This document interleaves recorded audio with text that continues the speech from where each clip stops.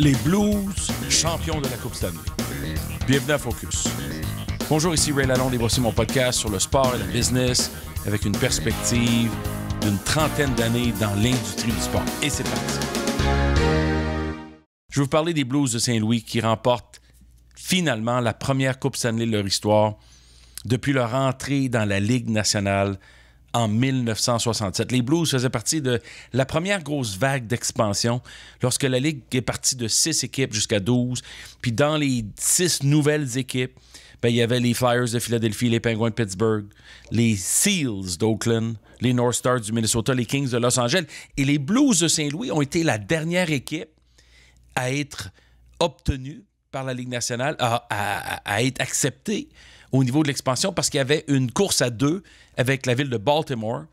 Et puis, c'est à cause de la relation de Bill Wirtz, qui était propriétaire des Blackhawks, bien sûr, c'est son fils Rocky aujourd'hui, mais il était aussi propriétaire de l'Aréna de Saint-Louis. Et à l'époque, ces dirigeants-là qui avaient des arénas, ils servaient du hockey pour aussi même aller chercher des franchises dans les années 40 de la NBA. Alors, au début des années de la NBA. Alors, c'est pour ça qu'à cause de l'Aréna de Saint-Louis, les Blues ont fait leur apparition en 1967. Lynn Patrick, Scotty Bowman, les deux dirigeants de hockey, Al Harbour était le capitaine de l'équipe. Imaginez, capitaine des Blues, c'est un légendaire homme de hockey qui a été aussi l'entraîneur en chef des Islanders lorsqu'ils ont gagné les 4 Coupes Stanley consécutives. Il est décédé malheureusement, mais Al Harbour, c'est une des légendes de la Ligue nationale de hockey. Scotty Bowman était le coach. Les Blues ont atteint la Coupe Stanley contre les Canadiens en 67-68 et en 68-69 parce qu'ils étaient dans la division Ouest. La division Ouest était relativement faible, y compris les Blackhawks de Chicago. Et les Blues ont percé jusqu'au bout. Ils ont été battus en 4 2 fois de suite par les Canadiens. C'est les Blues qui étaient les victimes des Bruins de Boston, justement, en 1970. Le but très célèbre de Bobby Orr qu'on voit plonger après avoir marqué le but gagnant. Alors, les Blues ont eu leur revanche sur les Bruins de Boston en 2019. Mais imaginez être fan des Blues puis attendre depuis 1967.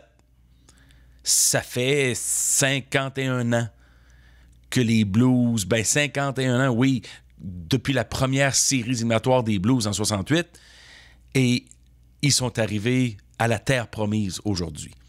Et c'est quand même extraordinaire de penser que finalement, c'est leur tour d'écrire l'histoire. C'est leur tour d'avoir un moment de gloire pour les fans de sport à Saint-Louis, qui ont perdu les Rams il y a quelques années, qui ont les Cards. C'est une ville de baseball, bien entendu.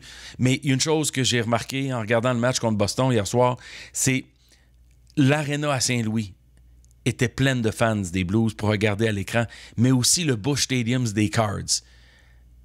2 tiers plein de gens pour suivre le match à la pluie battante. Et ça vous donne encore une fois une indication de la passion des gens aujourd'hui pour suivre leur équipe. En passant, l'aréna des Blues aujourd'hui s'appelle le Enterprise Center. Enterprise, première année.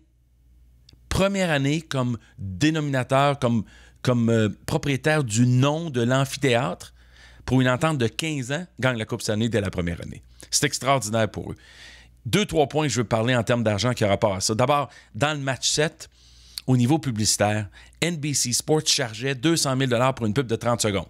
Vous allez me dire, ça semble être beaucoup d'argent. Je vous rappelle que le Super Bowl vend des pubs de 30 secondes à 5 millions de dollars.